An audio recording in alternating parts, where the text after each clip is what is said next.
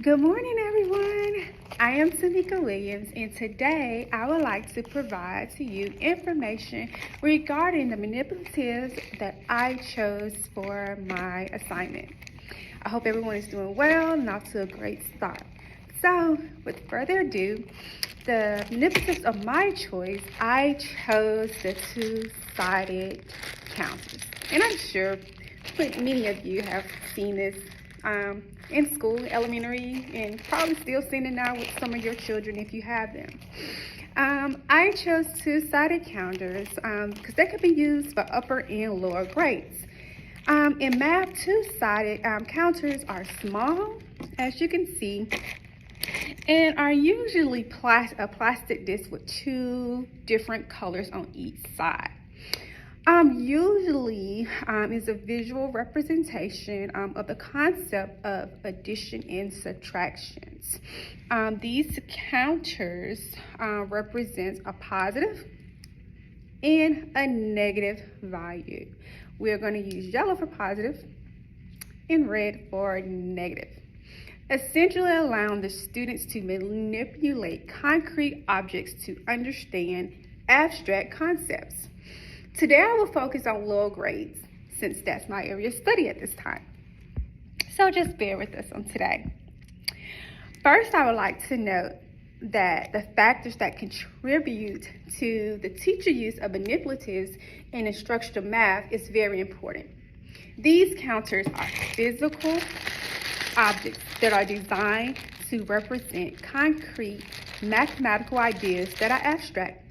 I have learned that in Montessori schools, they have long advocated for using concrete objects, along with one of my favorites, Piaget, who has emphasis on teaching from concrete to representational to lastly the abstract in order to help young learners make sense of their mathematical understanding.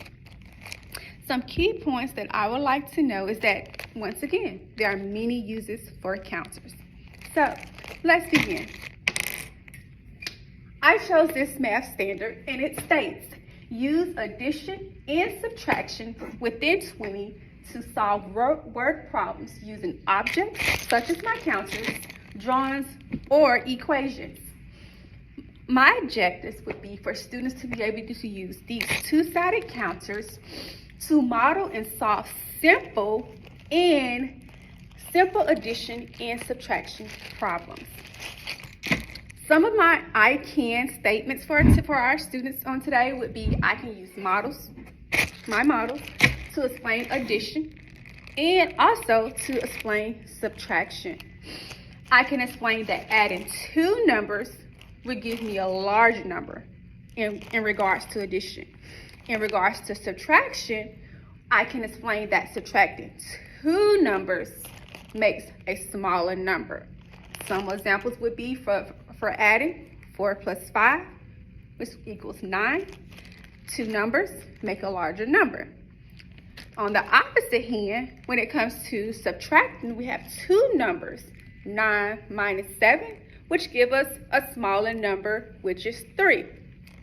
Okay, so I have my counters here, and I also have my little 10 frame that I made. 1, 2, 3, 4, 5, 6, 7, 8, 9, 10. So I would have the students, each student would have these. They would have their objects, their two-sided figures, and they would know that one side means positive, which is yellow, as we mentioned before, and the red is negative integers, right? Like when we're taking away. So now we're just going to focus on addition. So we're going to use addition. Our problem would be, I would give to the students, what are my word problems? If Mary had 3 bananas, my 3 bananas are here represented on my chart. And the teacher gives her 2 more bananas. How many bananas does Mary have? So let's see. we started off with 3, 1, 2, 3, and the teacher has given her 2 more. So altogether, we have 1, 2, 3, 4, 5. And the student says 5. Okay, we have 5 bananas. So that was my addition problem with using my two-sided counters, manipulatives inside of the classroom setting. When it comes to subtracting, remember we stated that we are going to use the red side for subtracting, right? So here are my counters, and I'm pretending to be the student as well. Once again, Mary has 10 flowers.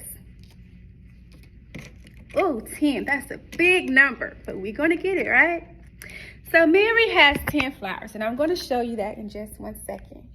Mary has 10 flowers. 1, 2, 3, 4, 5, 6, 7, 8, 9, 10. And the wind came and blew 4 flowers away. How many flowers does Mary have left? Let's see.